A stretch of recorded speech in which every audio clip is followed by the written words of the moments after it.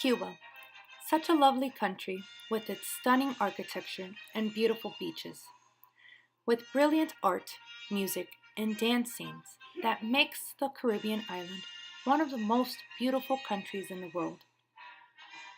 However, like most countries, it has suffered ups and downs through the years, from the Spaniards taking over and bringing slaves to the island, to the corruption and tyranny endured under General Batista's power, and to this day, the Castros controlling every aspect of culture and life within Cuba. Education, specifically in music, was one of the many that went through its fair share of struggles and reformations before it came to be what it is nowadays, one of Latin America's most successful national education programs. Let us begin from the beginning of when music education came to be within the island.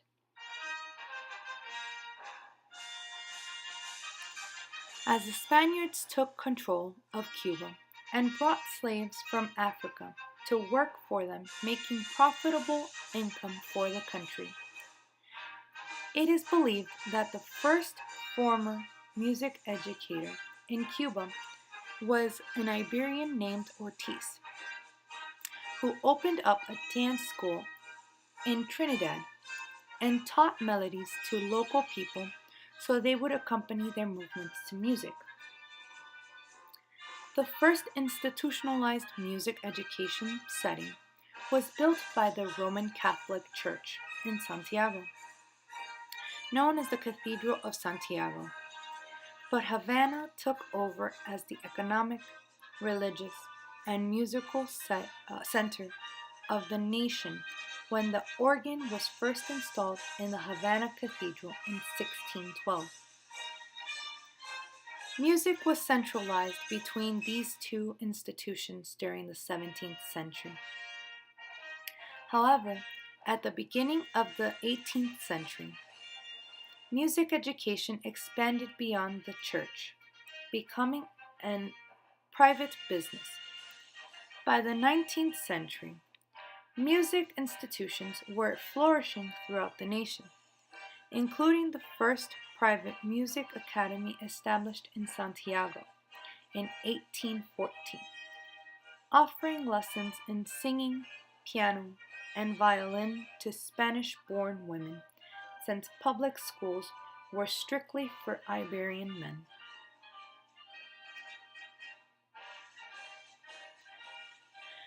Since slaves were not allowed to receive education within these institutions, because it was strictly for Spanish-born only, they had to rely on other methods for music education. Thus, slave owners established two organizations, the Cabildos and the Cofradia. In the Cabildos, the slaves would learn drums, singing, and dancing through culture and religion. It also served as a safe haven for the slaves. And for the masters, it meant preventing the slaves from rioting against them.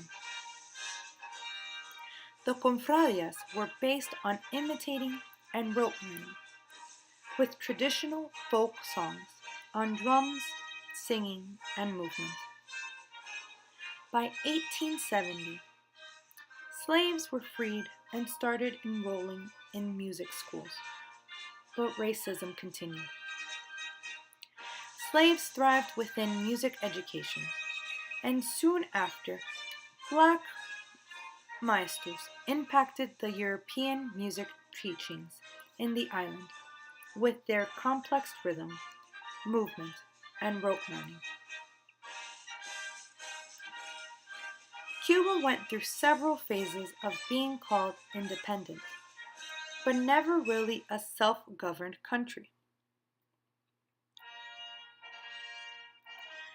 After the island was free of the Spaniards, the United States took control economically, and public schools barely grew at the time.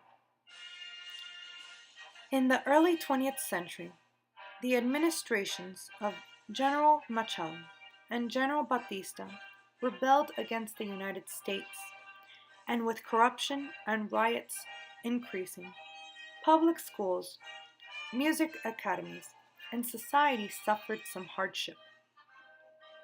It wasn't until Fidel Castro established the Cuban Revolution that change in society and in schools happened.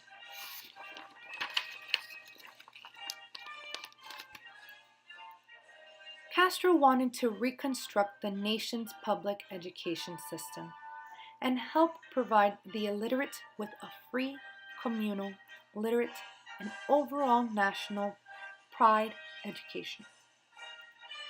He opened hundreds of schools nationwide that allowed everyone to receive public education, even at the college level. His new educational system encouraged individuals to develop new moralities that included solidarity, self-sacrifice, honesty, nationalism, and internationalism. The new public education system also embedded existing music academies and music schools, turning them into free music conservatories open to everyone who can pass an audition. This could not have happened without the help of Humberto de Blanc, Guillermo Tomás, and César Pérez Ceneral, known as the founding fathers of music education.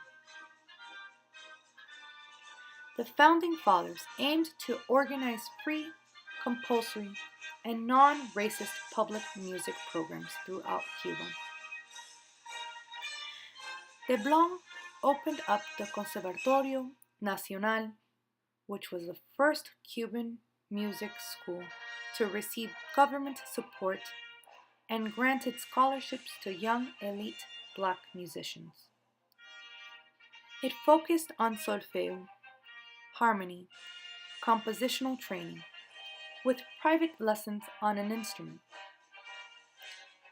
Since he wanted to nationalize music education in the country, he associated with Havana Conservatory.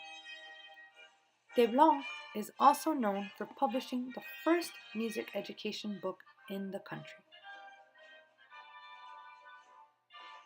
Guillermo Tomás established the Conservatorio Municipal de La Habana in 1903, which was the first fully state-sponsored music school to provide free lessons to everyone, regardless of their race. The lessons were on wind, brass, and percussion instruments.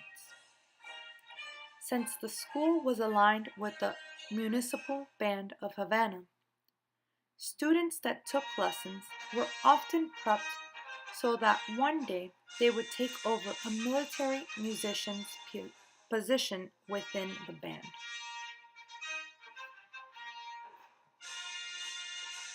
César Pérez Ceneral was active in Cuba for 30 years. He started a movement to create a national teacher training institute on the island named La Escuela Normal de Música. However, it was rejected multiple times until he teamed up with Amadeo Roldan, the leader of the Conservatorio Municipal de La Habana after Tomás, which was then accepted in 1931. Cuba did not have an established, fully state-funded music teaching training center until 1961. The efforts of the founding fathers led music to become part of primary school programs in Cuba. The program included unison and part singing, as well as solfeo and music theory. One influential figure of music pedagogue was Gaspar Aguerro Barreras. Barrera strongly influenced the development of compulsory music education and was considered the first music pedagogue of the nation. He worked in teacher training institutions and impacted other teachers with his knowledge in psychology, philosophy, and pedagogy. He studied works of Greppi and Pestalozzi, but was greatly influenced by Dr. Alfredo Aguayo, who was an important figure of the new school movement in Cuba. From his own philosophy, he developed a music pedagogy that integrated theory with practice and was child-centered above all. With the multitudinous efforts to establish music education within schools and academies, music began to be what it is nowadays.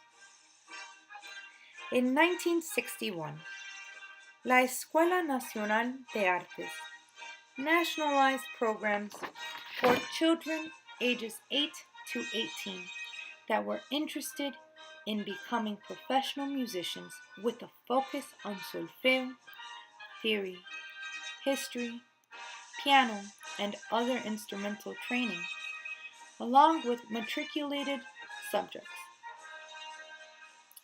Alongside nationwide compulsory music education programs had a need to prep music appreciation teachers and underwent another revolution, providing teaching methods of Delcros, Kodály, and Orff, with traditional games and folk songs. At that time, elementary students were required to accomplish 80 hours per year in arts training and 70 hours from grade 7th and up. By the late 1980s, music programs included dance and European music through vocally rhythmic, creative expression and dance. However, another reform happened in 2001, which was considered the most successful than ever before, with music now focused on perception, exploration, and expression through songs, games, and musical activities and creativity. Today, Cuba is known to have one of the best educational systems globally. Music education now requires children to receive 70 to 80 hours of music instruction per year by exploring their creativity, movement, and singing, all of which are child-focused. Teachers are better trained and are dedicated to give an all-encompassing education for their students' academic success. Music schools are internationally recognized for their development of some of the greatest musicians worldwide. With the revolution, children, as well as adults, have an equal opportunity to receive a free education that can benefit them in the long run.